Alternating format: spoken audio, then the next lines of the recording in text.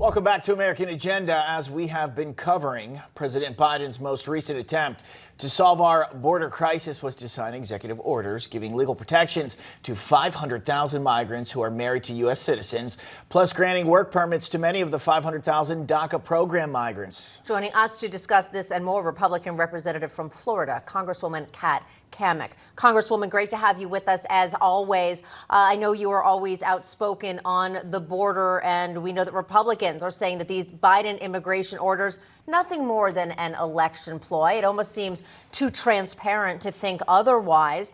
Do you agree with that? And more importantly, what is the GOP's plan to deal with our completely broken immigration system? Well, thanks for having me. It's good to be back. And yes, of course, I agree with my colleagues that, yes, this is an election ploy, but it's also a CYA.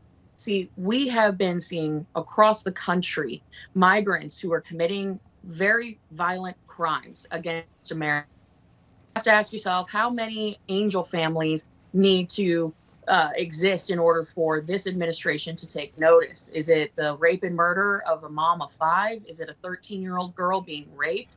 What is it going to take for this administration to take it very seriously that an open border is a threat to national security and to communities around the country? Well, for them, they see that Americans are paying attention and they don't want mass amnesty. They want mass deportation. And so when I talk to Border Patrol agents, they say this executive order that was recently enacted has actually made the situation worse. They have gotten rid of the buses and the planes that are required to actually enforce removal of people who should not be here, not eligible for amnesty. And they've reduced the number of ICE beds. So it's really all about covering their rear ends because they know the American people are fed up. And with the base on the left divided, Joe Biden is leaning into anything and everything he can, trying to be all things to all people, which we know you can't. You're either America first or you're not. And in this case, Joe Biden, he's America last. Congresswoman, we also have another story very similar along the lines of what we're talking about here, how welfare offices and other government agencies, they're giving non-citizens voter registration forms, no proof of citizenship needed. And you're one of several House Republicans behind the SAVE Act, a bill requiring identification to vote and to keep our elections secure, which would seem obvious to us. To the left, not so much to them here. What's the latest on the bill, and tell us about the importance? So it seems ridiculous to me that when everything else in life, whether you want to cash a check, you want to rent an apartment, you want to buy liquor, cigarettes, lotto tickets, you name it, you have to present ID. You want to drive a car, you want to vote, you should be showing photo ID. This is not complicated.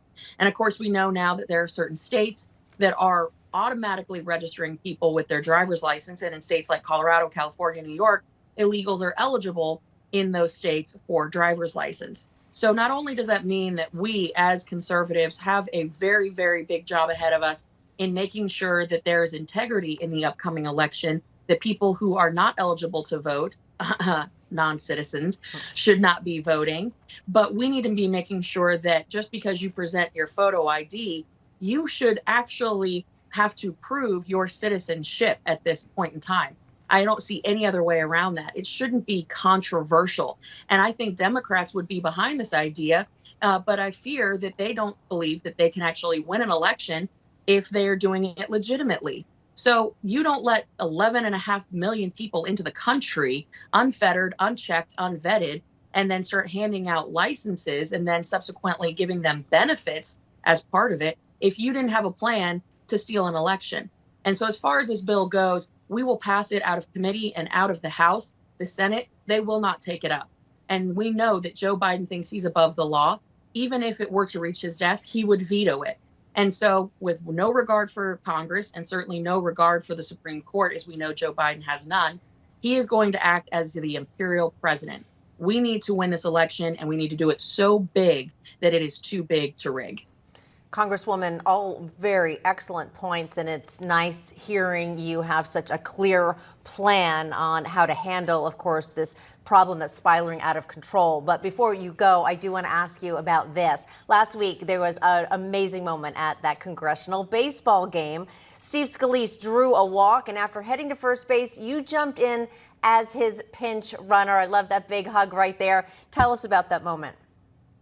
Oh man, it is such a cool experience being able to participate in the congressional baseball game. You know, we raise over $2 million for kids' charities.